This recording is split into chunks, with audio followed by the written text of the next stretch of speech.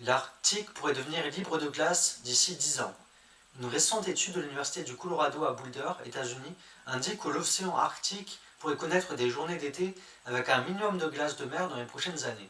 Cette recherche indique que le premier jour sans glace de mer dans l'Arctique pourrait survenir au moins 10 ans plus tôt que les précédentes estimations, qui prenaient principalement en compte des périodes prolongées d'absence de glace.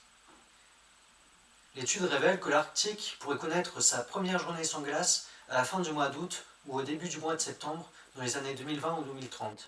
Cette projection se vérifie même dans les scénarios d'émissions les plus optimistes.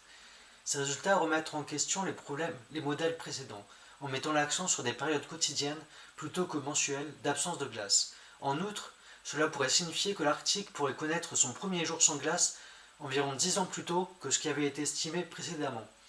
Les projections pour le milieu du siècle prévoient un mois entier d'absence de glace dans l'Arctique en septembre, période où la couverture de glace de mer est la plus faible. Vers la fin du siècle, l'étude envisage la possibilité d'une saison de plusieurs mois en fonction des scénarios d'émissions futures. Selon Alexandra Jan, chercheuse principale de l'étude, dans les scénarios à forte émission, l'Arctique pourrait être constamment dépourvu de glace, même en hiver, et passer d'un environnement à dominante blanche à un environnement à dominante bleue. La recherche offre une perspective nuancée sur la définition d'un Arctique libre de glace, en soulignant que cela ne signifie pas une absence totale de glace. Il s'agit plutôt d'une situation où l'océan compte moins d'un million de kilomètres carrés de glace, ce qui représente moins de 20% de la couverture glaciaire minimale saisonnière de la région dans les années 1980. Les chercheurs mettent l'accent sur le seuil critique, la récente couverture minimale de glace de l'océan Arctique se situant autour de 3,3 millions de kilomètres carrés en septembre. Jan insiste sur l'importance de prédire les premières périodes sans glace et recommande de suivre de près les données satellitaires quotidiennes pour mieux comprendre l'évolution de la dynamique. Selon Jan, les émissions de gaz à effet de serre sont les principaux responsables de la disparition de la glace de mer dans l'Arctique. La diminution de la couverture de neige et de glace augmente l'absorption de la lumière solaire par l'océan, exacerbant à la fois la fonte des glaces et le réchauffement de l'Arctique.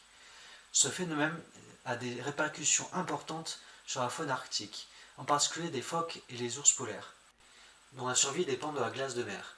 L'afflux potentiel de poissons noirs indigènes dans l'océan Arctique qui se réchauffe pose des incertitudes supplémentaires pour les écosystèmes locaux. En outre, les communautés côtières sont de plus en plus vulnérables car le recul de la glace de mer élimine un tampon essentiel contre l'impact des vagues océaniques, ce qui accroît le risque d'érosion côtière. Jan souligne que si l'absence de glace dans l'Arctique est inévitable, la fréquence de ces conditions dépend des niveaux d'émissions futurs.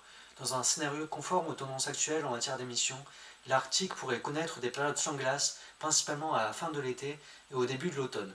Toutefois, dans le scénario d'émissions le plus élevé, l'Arctique pourrait connaître jusqu'à 9 mois d'absence de glace d'ici la fin du siècle.